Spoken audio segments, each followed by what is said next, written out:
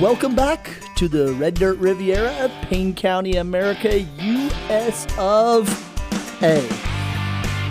You've turned into another podcast, radio show here on, what radio station are we on? Pete FM. Pete 94.3. It's Sunday. AM 780. Really? All of those? Most people are listening as a podcast. We actually don't really know who's listening. If you're listening on the radio, will you tell us? Would you fly a plane over St. Francis and write your name down? Who are you? I know a few people. I know a few, especially of our homebound parishioners who can't come to mass. Write us a love letter. Yeah, you guys are lunatics. Love, Steve and family. Dear. People also listen on our priest. Catholic Pokes website via Facebook, Twitter. We also send it out. Yeah, we both put it on our Facebook, and it goes pretty broad. So if you're on the moon and you're currently listening, welcome to Payne County. The color here is the brightest orange. America's brightest orange. Well, you've tuned in, tuned it up. What? Tuned into another episode. It's a beautiful time here in Payne County. It's almost duck hunting season, which don't sigh. It's almost duck hunting season. It's the joy of fall for me. Most people love football. There were not. We did the blessing of animals a few weeks back. No one brought pet ducks? No, there were no ducks. Nobody brings ducks. Oh, well, I could bring a bag of frozen duck breasts and maybe some legs. Can you bless those? That would be more of a blessing of the food. Oh, okay. I think the blessing of animals implies that the animals are alive. Oh, they have to be alive. I would think so. So I can't bring a stuffed animal? We actually did do that last year at our preschool. No, you didn't. We did a little blessing of the animals, and everybody brought their favorite stuffed animal. It was very cute. Did some kid bring a bobcat, a giant stuffed bobcat? Cute.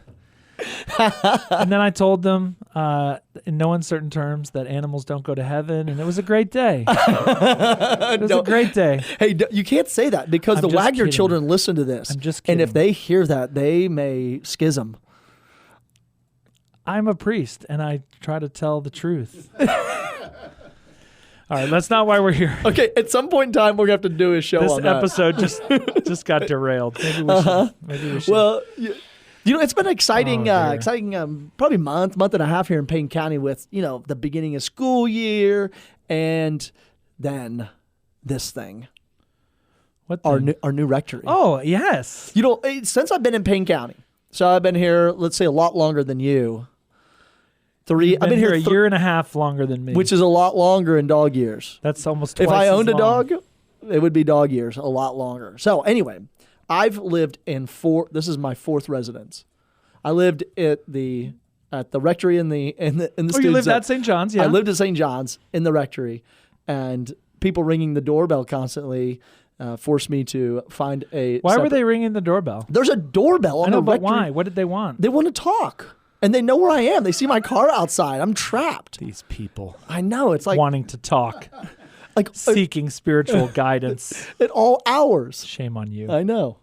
So then I lived on King Street next to I remember that house. Rose. I remember that house, yeah. John and Rose lived next door, and they would make me cookies. It was awesome. And there was a nice porch. I like that porch. It was nice. The backyard was the backyard bumpered up next to a frat house. I slept on your couch one time. Did you really? I think it was before I knew I was coming to Stillwater. You were already here.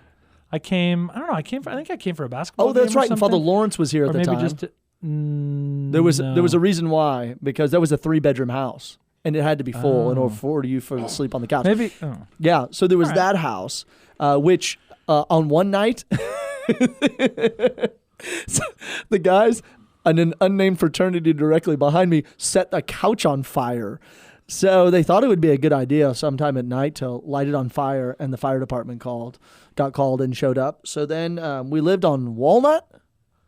We lived way That's out where there. we currently live. Oh, we currently live there? Yes, Oh, but we're God. moving next week. Oh, this is beautiful. So lived on Walnut. Won't tell you where on Walnut. But it was I was in this constant. People might ring our doorbell. I was in this constant murdering of spiders. Man, I took down 2 pretty big spiders the other day.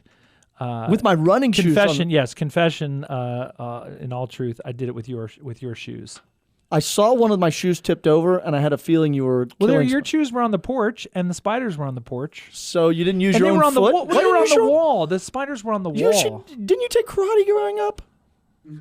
I didn't. I know you're shocked by that. You didn't take karate lessons growing up. So, that's how you killed them. I know we've had snakes in there. So then you lived on Walnut, and then next week we move to what we're calling. So for those who are not Catholic or not familiar, we've been using the term rectory, which is the sort of commonly used term for where priests live. What do they call it in the Anglican world? The presbytery? Partridge? The partridge. Partridge? No. Patronage. No. Pastors Davis Vobis? I don't know. I'm just gonna, let us know what that is. Porta potty? And so we're moving to what we are calling officially the St. Joseph Priest Residence. Ooh. Which is on the campus of St. Francis Xavier, but is not, hear me, not the St. Francis Xavier Rectory. It's the St. Joseph Residence. It's the St. Joseph Priest Residence because it is and will be for all times future where the priests of both parishes live. And this is both, I think we want to, because we've been friends for a long time, and that desire to live in fraternity. It's also the desire of our bishop. Correct. Who, since he got here 3+ years ago, has made priestly fraternity and the bonds of priests a real priority. And so we're getting together more. There's sort of more intentionality. The vicariate started back up. And I think that's also true in our living situations. And so I know we're both very pleased by that. Father Robert is in on the mix. So our house right now, where we live on Walnut, it's 3-bedroom, 3-bathroom, and it's fine. It's obviously it's worked for us. We're kind of on top of each other. There's not a very big common. We can't have people over. There's not a big common space. We had a couple weeks ago we had literally two priests from Kansas State that were visiting. One on the couch, one on a mattress. Nasty mattress you pulled out of the I pulled out of the garage. Probably covered with spiders. Sorry, dude. Father Gale took the picture of the little quote from St. Benedict that was on the plaque in the kitchen that says, "Welcome all people as Christ." And he says, "You made me sleep on the floor and had no coffee." We had no coffee? I had no coffee. I'd ran out. This is what happens, as priestly fraternity, which is, I think, the norm rather than the exception. That priests should live in community. Oh, for sure. It's not that this guy should live over there and this guy should live over there, but rather priests should live in community. I think it's even, it's ancient. So like St. Augustine. Yes. Like that community, the Augustinians started as priests of the diocese. Diocesan priests. Yeah, diocesan priests around the city of Hippo, around St. Augustine, and then grew from that into a rule of life. Like they pray each day together. They have meals together. And what does it do? It just builds this awesome, we say fraternity, this life together. But you get to share the joys and the sufferings of what's going on in your life with other people. You get to pray together, recreate. Yes. But there's also more to that. I think especially as priests, there's I think sometimes a tendency of priests to kind of be lone wolves, to be we're out here on our own, and nobody understands me, and I'm doing all this work, and then you come home to an empty house. Is difficult, right? I mean, one of the things we try to do, I think we mentioned this before. When we get home at night, and at varying times, sometimes it's as early as 6 and as late as 10, depending on what's going on, or sometimes even later for you in the college world. To be able to come home and say, "Man, you got to hear about what happened to me today." Either kind of a praise report, like, "Oh my gosh, look at this awesome stuff, and this and this." Look how God's working. Or, "Oh man, I'm struggling. I had this funeral today," or to be able to come home and share that life in common is highly underrated. I'm going to sneeze, so why don't you say something? God bless you. Hey, I'm back. Wow, thanks for sharing that with us. Say it, don't spray it. one priest told me the cycle of his day when I was a seminarian. I was living at the summer in a rectory, and he was talking about the cycle of the day of getting up and doing his morning prayers, and then going into the to office, just get things organized for the day, celebrating Mass, and then after you celebrate morning Mass, it's open season. In a way, one guy said that priests literally thrive in the midst of chaos, because there is just this cycle of things. From someone could be having a baby and you have to walk into the hospital room to celebrate with them, or walk into the hospital room at the death of their child and enter into deep sorrow, and then immediately go from there back to a meeting at the office on something like to go have lunch with somebody to raise money for a certain thing, to do some discipleship with somebody, to go out and even go out on campus and walk and talk to students, and then have dinner with a family who is celebrating a child's birthday, and you just had someone's child die in the morning, and then you get to visit a hospital. And you just go down the list of the things, or we mentioned in a podcast last week, of meeting with the poor. Yep. This whole cycle of things one goes through, and to just store it up in your noggin is never good. It's always a blessing to sit down with someone who does similar things, and to be able to talk about it and just say, this went on, and know that the other person is listening. The other priest is listening to you and just can empathize with you. And then also, if we ask for help, here's a solution to that. Well, and that's where you and I mean, we're kind of, now Father Robert, he's been with us about 6 weeks now. We're just, constantly throwing around ideas. And in our case, he and I work together all day, but then you're kind of a, sort of a neutral third party to be able to jump in and say, you know what, guys, that's stupid. Don't do that. Or have you thought about it this way?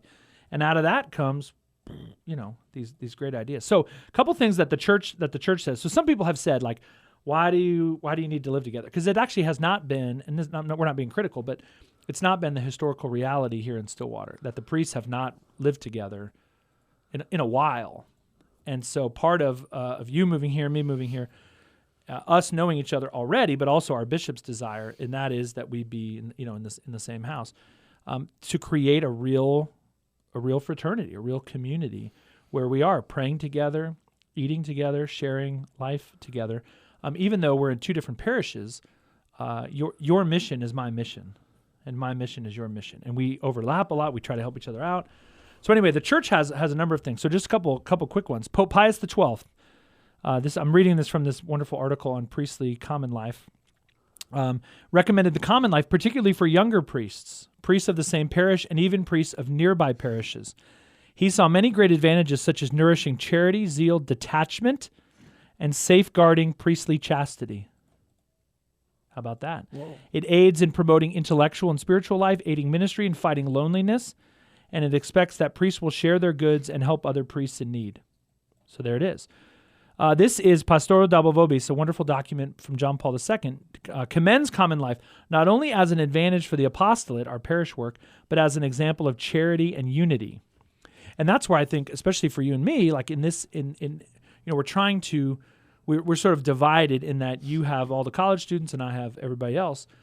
You could see that as wow, why are we dividing? No, we're not dividing. We just have two very different ministries. But we're united in our common life. Okay, the Code of Canon Law, Canon 280. Some manner of common life is highly recommended to clerics. Where it exists, it is as far as possible to be maintained. Right. So this is the law of the church. Priests are to live within their parish boundaries, but one exception is explicitly mentioned in the law: living in a house common to several priests. Your parish boundaries are the campus. Correct. So some would say, well, you should definitely live on campus. Maybe you should live in a dorm or something. But it especially commends it to younger priests. So obviously among us, Father Robert is the youngest, 30 years old, but we're also on the younger side. The average age of priests in the Diocese of Tulsa is 52. The average age of priests in the United States is 61. What? We're all three of us here in Payne County are on the younger side. We're all below average. One of the we're all below average. One of the great things, I had to look up their name. I was just Googling the name. St. Philip Neri, diocesan priest. Yep.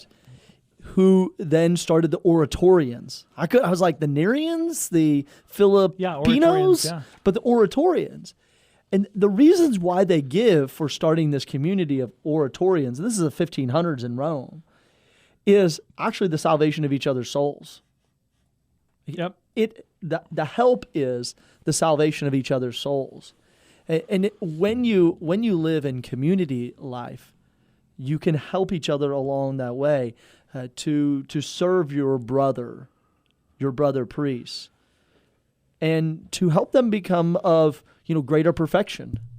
Those are some of the words used on the excellence of the oratories of the Oratorian life of St. Philip Neri.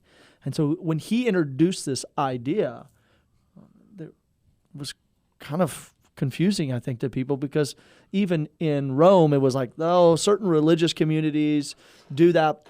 But at the same time of this, the 1500s, the Jesuits were starting up. The Oratorians were starting up. What is it? Not the Vincentians. What's that group? Oh, come on, brain. Oh, dear. They had a seminary in Denver, Colorado at at one point in time. Oh, I can't remember the name of them. But they all set up this rule of living together. So maybe we should, I don't know. We kind of start up a little rule. So we're diocesan priests, and therefore we don't have like a specific schedule, or our life is in many ways belongs to our people, which is what we do all day. But we also some would say like you guys deserve this. It's not deserve. The demands, and I don't say this in a complaining way at all. The demands on priests are growing, right? There are more Catholics and fewer priests. Mm-hmm. And so to have a place of some sanctuary, to have a place that is your own, to have a place where you can sleep and eat and pray. I find it this is me personally, I find it very difficult to pray in my church. Partially because I think about, I'm drawn to, why is that light out? Oh my gosh, there's a dead bug over there. I got to pick that up before anybody comes. Right. I'm thinking about my homily for that weekend and where I'm gonna, what I'm gonna say, and it's very difficult. The other piece of it, and that is, and again, not a bad thing, but a lot of times people will see you and you're in the church and you're praying, and they tap you on the shoulder. And in some ways it's very good. Hey, Father, do you have time for a confession? Yes, always. Let's go. But other times it's, what time does this start? When in fact, you can get that from the bulletin, right? But we're going to have in our new house, in the St. Joseph Priest Residence, we're going to have a chapel with the Blessed Sacrament there for Mass on our day off, or maybe a day when you don't have a scheduled Correct. Mass. But just a place to spend time with the Lord, uninterrupted, where we could pray in common or alone. And so it's going to be, I know for me, it's going to be a great help to my spiritual life. Yeah. My first and foremost job as a pastor is to pray. Your salvation, your own soul. With and for my people. And that's hard sometimes. In the course of a day. So to have a place, which we're going to have. So let's tell them about the house. It's big. Yeah. Well, that's what people say. The first thing people say, man, that's big. I looked at it one day and I said, that's big. And then I divided it up in my mind in 3 sections. Like, 1 is living space, 2 is communal, common space, and the 3rd one is storage. There's a lot of storage in there. There's a lot of storage. Right. I think you're missing a lot of storage over in the church. Yeah, we don't have enough, despite our new building. We really don't have enough storage. You have closets to put stuff in. Yeah. But then there's like shelves that would normally be occupied with other things, with Advent wreaths. I was like, wow. Right. Nativity sets. I don't know where you hide all those, the 3 wise men. I don't even know where they are at this moment. They're in the basement. They're probably going to be in our house. So there's a lot of storage.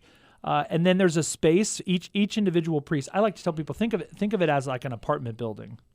Oh, okay. As opposed to a house. So if you saw an apartment building in which 6 people were going to live, you wouldn't equate it to a house.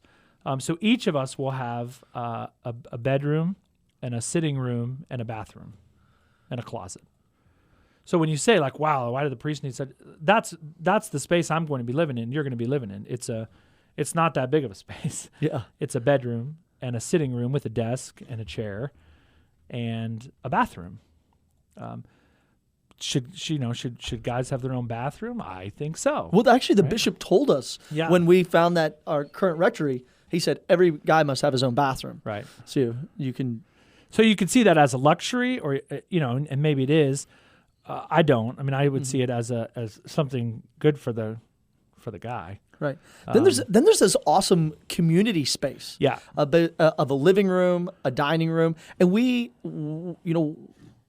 kind of came up with these ideas off of a model of other things. We looked at other rectories. Yes, other rectories. What we liked and didn't like. Yeah, there was one in Oklahoma City, and we asked them like, why did you do it this way? And they said, well, we know that when we have events, people want to stay connected. And I actually was just talking to a friend of mine down in Florida, and they're doing the same thing to their home that our rectory is designed.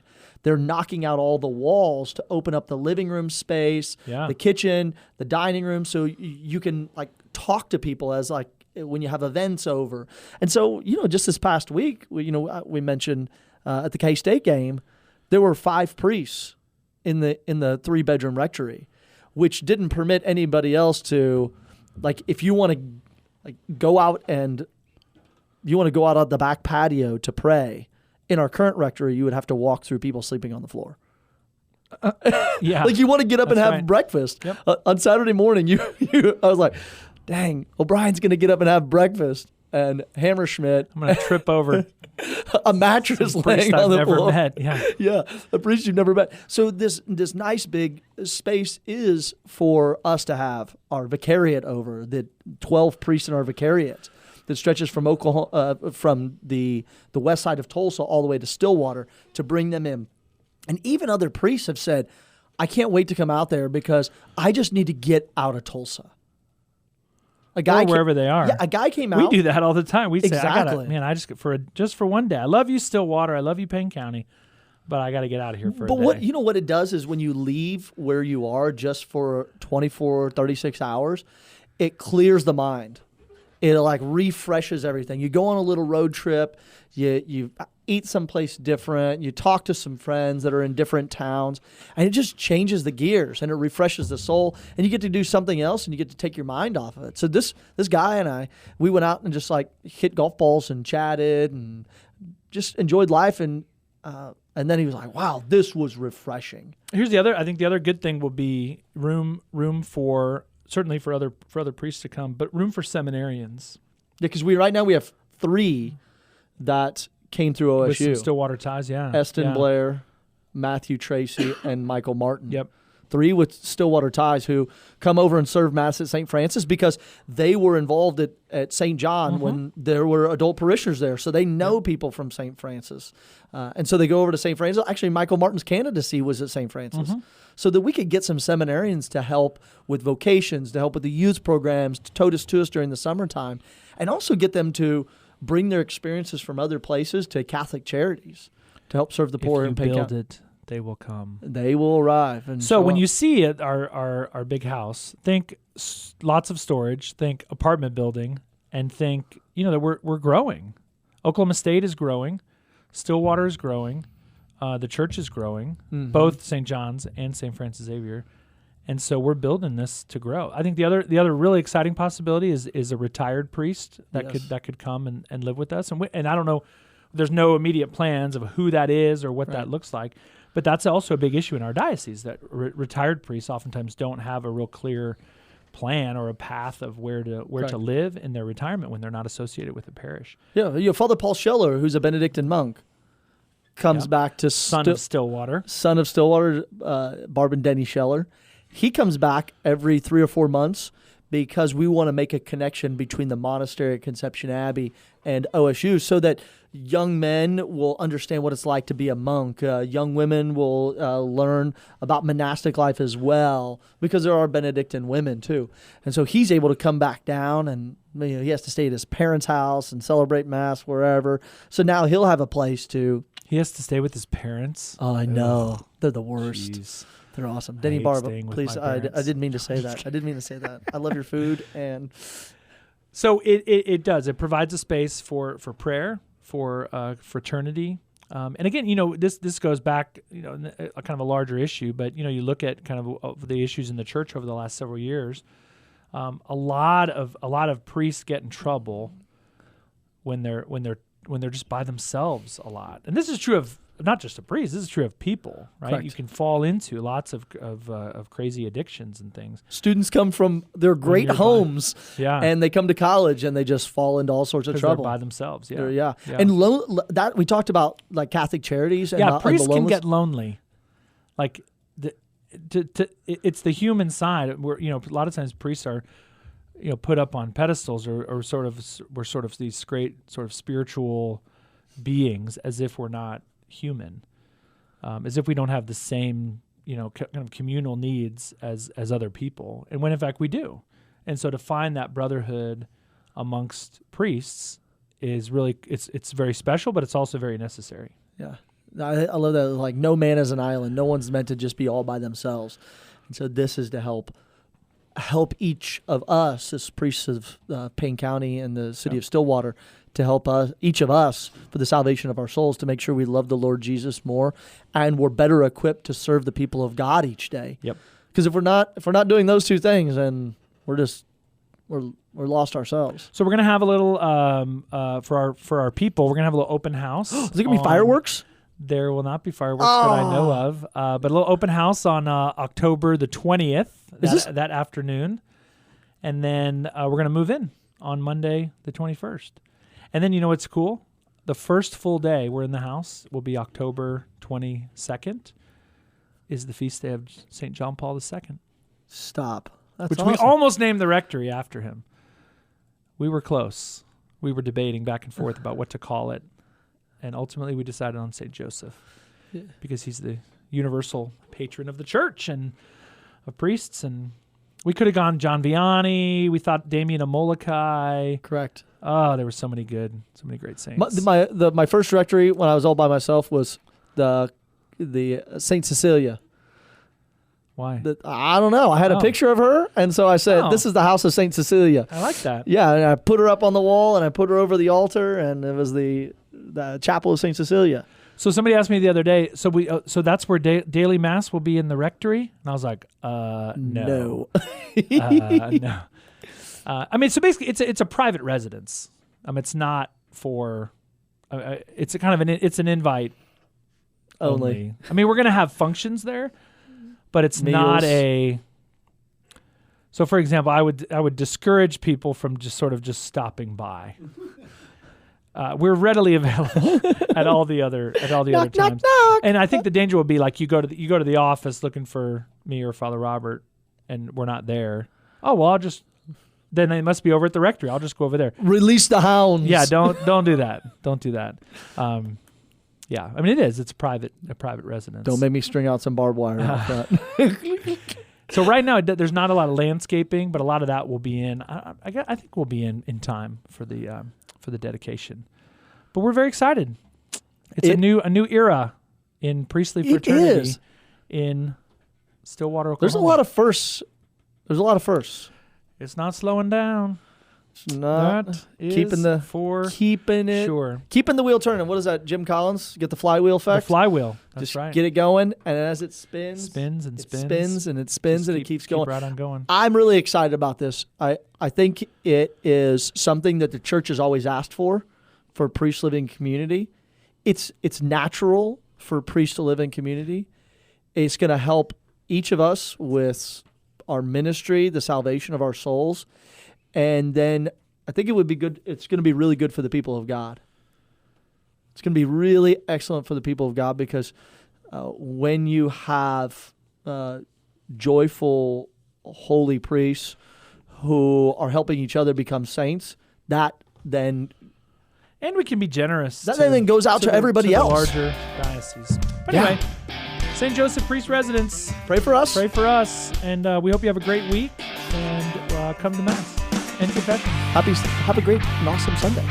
God bless you.